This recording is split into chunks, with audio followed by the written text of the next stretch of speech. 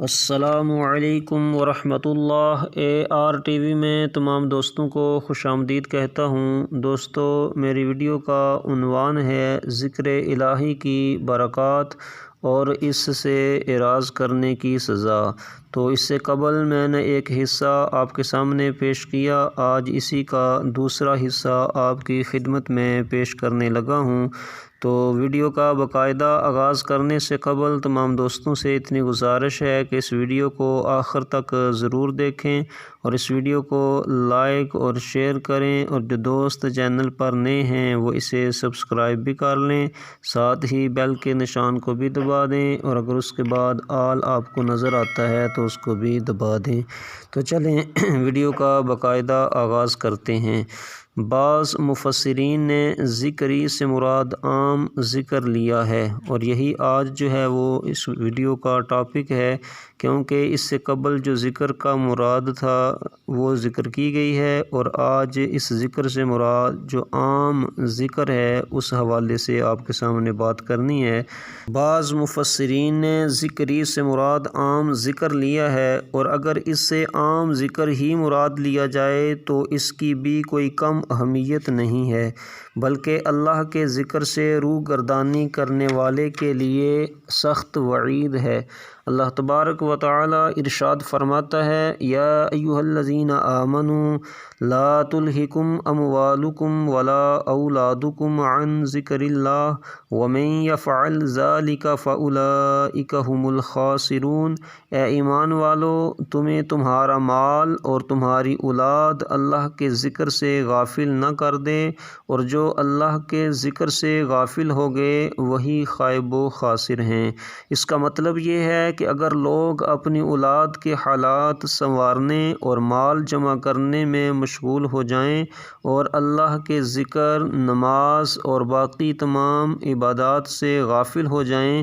تو انہیں ہر قسم کی سعادتوں سے محروم کر دیا جائے گا، کیونکہ انہوں نے باقی رہنے والے عظیم منافع کو ضائع کر دیا اور فنا ہونے والی حقیر چیزوں کو ترجیح دی۔ ذکر کا اجر و ثواب انتہائی جو ہے وہ زیادہ ہے۔ جو آدمی اللہ کے ذکر میں مشغول رہتا ہے، اللہ تعالیٰ اسے ہر قسم کے خوف سے امن عطا فرماتا ہے۔ بظاہر اگر دنیا میں وہ کسی تکلیف میں مبتلا ہو جائے تو آخرت کی ہر قسم کی تکلیفوں سے محفوظ ہوگا۔ حدیث قدسی میں ہے کہ حضور نبی پاک صلی اللہ تعالی علیہ وسلم نے فرمایا کہ اللہ تعالیٰ فرماتا ہے، مجھے اپنی عزت و جلال کی قسم، میں اپنے ذکر کرنے والے بندے پر دو خوف مسلط نہیں کروں گا، اور نہ ہی اس کے لیے دو امن جمع ہوں گے۔ اگر میں نے اسے دنیا میں کسی آزمائش میں مبتلا کر دیا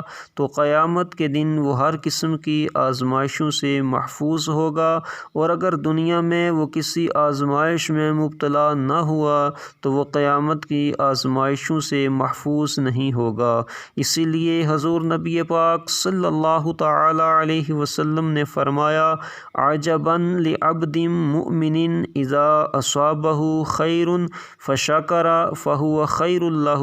واذا اصابہ شر فصبر فہو خیر لہ، کہ بندہ مومن کی عجیب شان ہے، اگر اسے کوئی بلائی پہنچے تو وہ شکر کرے تو یہی اس کے لیے خیر، اور اگر اسے کوئی تکلیف پہنچے وہ صبر کرے تو وہ بھی اس کے لیے خیر ہے۔ حضرت ابوبکر صدیق رضی اللہ تعالی عنہ سے روایت ہے کہ عرب میں ایک کافر بادشاہ تھا جو بہت ہی خوبصورت تھا، اور حضرت جبرائیل امین اکثر حضور نبی پاک صلی اللہ تعالی علیہ وسلم کی بارگاہ میں اسی کی شکل میں متشکل ہو کر حاضر ہوتے اور اللہ کا پیغام پہنچاتے۔ اس کا نام دحیہ کلبی تھا۔ حضور نبی پاک صلی اللہ تعالی علیہ وسلم یہ پسند فرماتے تھے کہ وہ اسلام قبول کر لے، کیونکہ اسی کی وجہ سے اس کے کے خاندان کے ساتھ 100 آدمیوں کی دوزخ سے نجات تھی۔ اس لیے آپ صلی اللہ تعالی علیہ وسلم اس کے ایمان لانے کی اکثر دعا کرتے تھے اور اللہ کی بارگاہ میں عرض کرتے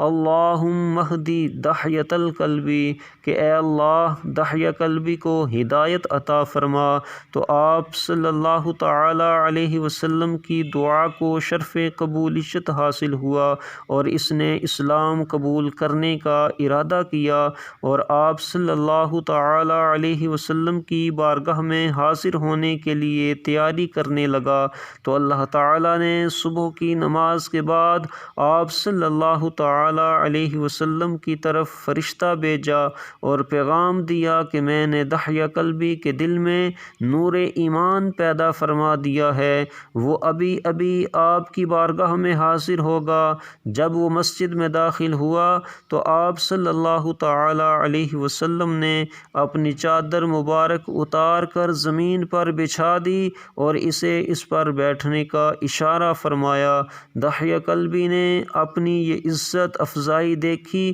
تو آنکھوں سے تشکر کے آنسو ٹپکنے لگے اور اس نے نہایت ہی ادب کے ساتھ حضور نبی پاک صلی اللہ تعالی علیہ وسلم کی چادر کو اٹھا لیا، اسے چوما اور اسے اپنے سر اور آنکھوں پر رکھا اور آپ صلی اللہ تعالی علیہ وسلم کی بارگاہ میں عرض کیا کہ آپ مجھے یہ بتائیں کہ اسلام کی شرائط کیا ہیں۔ تو آپ صلی اللہ تعالی علیہ وسلم نے فرمایا تو پڑھ لا الہ الا اللہ محمد الرسول اللہ۔ تو اس نے فوراً کلمہ طیبہ پڑھا اور رونے لگا۔ آپ صلی اللہ تعالی علیہ وسلم نے پوچھا اے دحیہ کیوں روتے ہو؟ کیا اسلام قبول کرنے کی وجہ سے یا رونے کا کوئی اور سبب ہے؟ وہ عرض کرنے لگا میں بہت سے کبیرہ گناہوں کا مرتکب ہوا ہوں، کیا ان کا کوئی کفارہ ہے؟ اگر اپنے آپ کو قتل کرنے سے میرے وہ گناہ معاف ہو سکتے ہیں تو میں ایسا کرنے کے لیے بھی تیار ہوں، اور اگر اپنا مال صدقہ کرنے سے میری بخشش ممکن ہے تو میں اس کے لیے بھی تیار ہوں۔ حضور نبی پاک صلی اللہ تعالی علیہ وسلم نے نہایت ہی شفقت سے اس سے پوچھا کہ وہ گناہ کیا ہیں جن کی بخشش کی تو تمنا کرتا ہے؟ تو اس نے جواب دیا کہ میں اپنے قبیلے کا سردار اور بادشاہ تھا اور میں یہ بات ناپسند کرتا تھا کہ میری بیٹیوں کا کوئی خاوند بنے اور یہ کہا جائے کہ فلاں ابن فلاں دحیہ قلبی کا داماد ہے، تو میں نے اپنے ہاتھ سے اپنی 70 بیٹیاں بغیر کسی گناہ کے قتل کر دیں۔ اس کے اعتراف جرم پر آپ صلی اللہ تعالی علیہ وسلم بہت متعجب ہوئے تو فوراً حضرت جبریل امین علیہ السلام اللہ کا پیغام لے کر حاضر خدمت ہوئے اور عرض کیا کہ دحیہ قلبی کو فرما دیجئے کہ اللہ تعالیٰ اپنی عزت اور جلال کی قسم اٹھا کر یہ فرماتا ہے کہ اس نے کلمہ طیبہ پڑھنے کے عوض میں دحیہ قلبی کے 60 سال کے کفر کو معاف کر دیا ہے، تو اس کی بیٹیوں کے قتل کو کیوں نہ معاف کرے گا۔ حضور نبی پاک صلی اللہ تعالی علیہ وسلم نے جب اللہ کا یہ پیغام بڑی محفل میں اس کو سنایا تو محفل میں تمام موجود حضرات رونے لگے اور آپ صلی اللہ تعالی علیہ وسلم نے نہایت ہی عاجزی کے ساتھ اللہ کی جناب میں عرض کیا کہ اے اللہ تو نے دحیہ قلبی کے ایک دفعہ کلمہ شہادت پڑھنے سے اس کی 70 بیٹیوں کا ناحق قتل معاف کر دیا ہے، تو میری امت کی بہت سی شہادتوں کی وجہ سے ان کے سارے گناہ معاف فرما دے۔ حضور نبی پاک صلی اللہ تعالی علیہ وسلم بڑے کریم تھے، آپ اپنی امت کی بخشش کے لیے ہمیشہ دعا کرتے رہتے تھے، یہاں تک کہ اللہ تعالی نے یہ وعدہ فرمایا سنردیک فی امتک کہ اے محبوب صلی اللہ تعالی علیہ وسلم ہم آپ کو آپ کی امت کے بارے میں خوش کریں گے اور آپ کو پریشان نہیں ہونے دیں گے۔ اب آپ کے سامنے دحیہ کلبی کا مختصر سا تعارف پیش کرتا ہوں کہ اس کا نام دحیہ کلبی بن خلیفہ بن فروہ تھا۔ اس کا تعلق قبیلہ کلب سے تھا۔ یہ بہت سی خوبصورت تھا، یہ انتہائی خوبصورت تھا۔ جب بھی کسی شہر میں جاتا تو وہاں کی تمام پردہ نشین عورتیں بھی اسے دیکھنے کے لیے گھروں سے باہر نکل آتیں، اور اس کے حسن و جمال کی وجہ سے جبریل امین اسی کی شکل میں حضور نبی پاک صلی اللہ تعالی علیہ وسلم کی بارگاہ میں پیغام رسانی کے لیے حاضر ہوتے۔ وہ قدیم الاسلام تھے، غزوہ بدر کے علاوہ تمام غزوات میں شریک ہوتے رہے۔ امیر معاویہ رضی اللہ تعالی عنہ کے زمانے تک زندہ رہے اور کفار کے خلاف لڑی جانے والی جنگوں میں شریک ہوتے رہے۔ دمشق کے قریب ایک گاؤں میں رہائش اختیار کر لی تھی، اور یہی وہ خوش بخت انسان تھے جو آپ صلی اللہ تعالی علیہ وسلم کا گرامی نامہ لے کر بصرہ کے عظیم پادری کے پاس حاضر ہوئے تاکہ وہ ہرقل بادشاہ تک آپ صلی اللہ تعالی علیہ وسلم کا گرامی نامہ پہنچا دے۔ یہ واقعہ سن 6 ہجری کے آخر میں وقوع پذیر ہوا۔ اب آپ کے سامنے کلمہ طیبہ کی فضیلت کا ذکر کرتا ہوں کہ کلمہ طیبہ کی کس قدر جو ہے وہ فضیلت ہے۔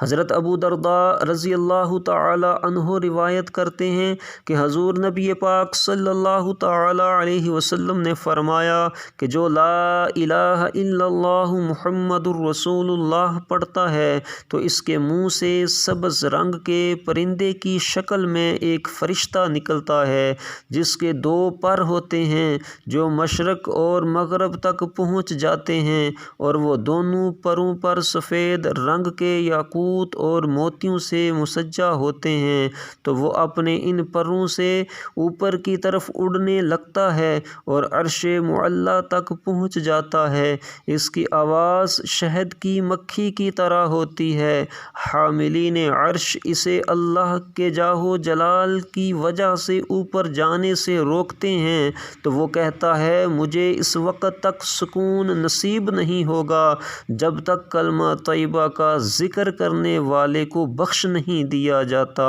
تو اللہ تعالیٰ فرماتا ہے میں نے اسے بخش دیا ہے، اور ساتھ ہی ساتھ اس فرشتے کو 70 زبانیں بھی عطا کر دی جاتی ہیں، اور اس کی ہر زبان کلمہ طیبہ کا ذکر کرنے والے کے لیے قیامت تک استغفار کرتی رہے گی، اور قیامت کے دن وہی فرشتہ اس ذکر کرنے والے کو بازو سے پکڑ کر جنت میں لے جائے گا۔ سبحان اللہ! اس کلمہ طیبہ کو پڑھنے کی کتنی فضیلت عطا ہوتی ہے کہ فرشتہ بندے کے لیے بخشش کی دعا فرما رہا ہے۔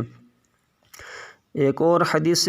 مبارکہ کے اندر آتا ہے کہ حضرت علی المرتضیٰ شیر خدا رضی اللہ تعالی عنہ سے روایت ہے کہ آپ صلی اللہ تعالی علیہ وسلم نے فرمایا کہ میں نے سید الکائنات حضرت محمد مصطفیٰ صلی اللہ تعالی علیہ وسلم سے سنا۔ آپ صلی اللہ تعالی علیہ وسلم فرماتے تھے کہ میں نے سید الملائکہ جبریل امین علیہ السلام کو سنا کہ وہ کہتے تھے کہ لا الہ الا اللہ محمد الرسول اللہ کہ کلمے جیسا جلیل القدر کوئی کلمہ زمین پر نہیں اترا۔ اسی کے ساتھ 7 آسمان، زمین، پہاڑ، درخت، خشکی اور تری قائم ہیں، اور یہی کلمہ اخلاص ہے، اور یہی کلمہ اسلام ہے، اور یہی قرب الہی ہے، اور یہی کلمہ سراپائے تقوی ہے، اور یہی کلمہ دوزخ سے نجات دینے والا ہے، یہی کلمہ علیا ہے، اور اگر اسے ترازو کے ایک پلڑے میں رکھ دیا جائے اور دوسرے پلڑے میں 7 آسمان اور 7 زمینیں رکھ دی جائیں تو کلمہ طیبہ والا پلڑا بھاری ہوگا۔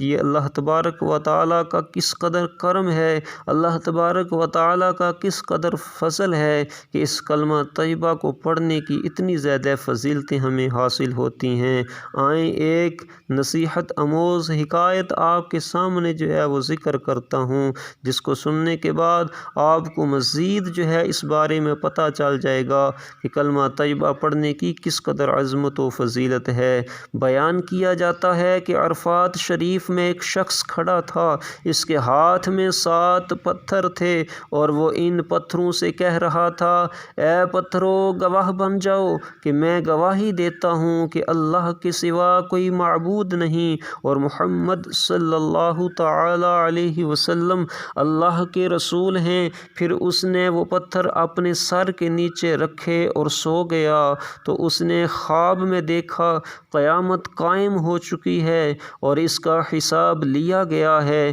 اور اسے دوزخ کا مستحق قرار دے دیا گیا ہے۔ فرشتے اسے پکڑ کر جہنم کے دروازے پر لے گئے ہیں تو اچانک ان پتھروں سے ایک پتھر نے اپنے آپ کو جہنم کے دروازے پر ڈال دیا۔ عذاب کے تمام فرشتے اسے اٹھانے کے لیے جمع ہو گئے لیکن وہ اسے نہ اٹھا سکے۔ پھر وہ اس آدمی کو پکڑ کر جہنم کے دوسرے دروازے کی طرف لے گئے تو اس 7 پتھروں میں سے ایک پتھر وہاں بھی موجود تھا۔ فرشتوں نے اسے اٹھانے کی بھرپور کوشش کی لیکن وہ اسے اٹھا نہ سکے۔ اسی طرح وہ فرشتے اسے جہنم کے 7 دروازوں پر لے جاتے رہے اور پتھروں میں سے ایک پتھر جہنم کے دروازے پر موجود ہوتا۔ پھر وہ اسے پکڑ کر عرش کی طرف لے گئے تو اللہ تعالیٰ نے ارشاد فرمایا کہ اے میرے بندے،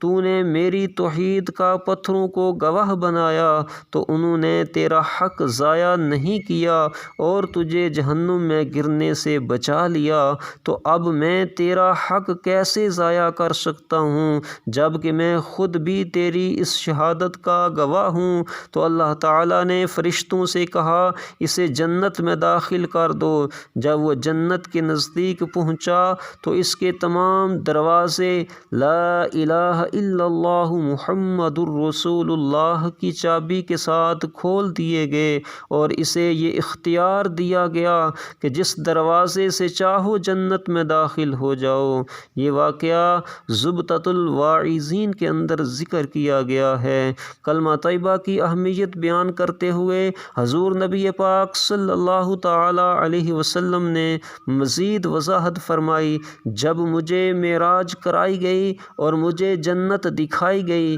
میں اس میں داخل ہوا کہ جنت کے دروازے پر یہ 3 سطریں لکھی ہوئی دیکھیں۔ پہلی سطر میں لا الہ الا اللہ محمد الرسول اللہ لکھا ہوا تھا اور دوسری سطر میں وجدنا ما قدمنا وربحنا ما اکلنا وخسرنا ما خلفنا لکھا ہوا تھا کہ جو ہم نے عمل کیا اس کو ہم نے پا لیا اور جو ہم نے کھایا اس کو نفع بخش پایا اور اس مال میں ہم نے نقصان اٹھایا جس کو ہم نے پیچھے چھوڑا۔ اللہ تعالیٰ نے قرآن کریم میں بھی اس کو اس طرح بیان فرمایا ہے، یوم تجد کل نفس ما عملت من خیر محضرا وما عملت من سوء تود لو ان بینها وبینہ امدا بعیدا۔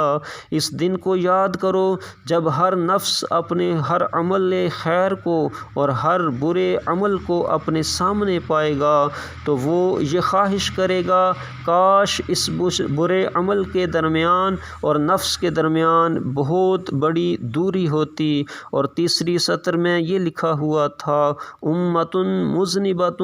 ورب غفور،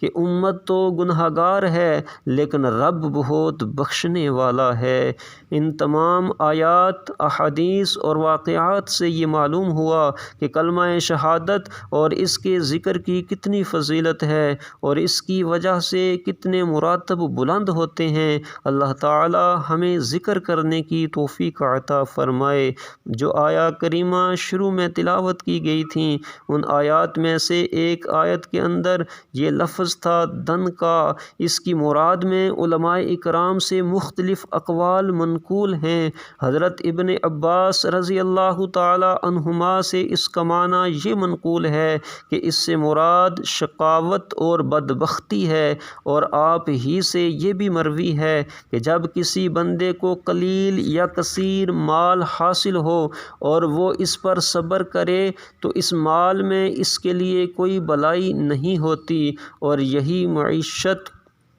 کی تنگی ہے۔ یعنی جو بندہ اس مال پہ صبر نہیں کرتا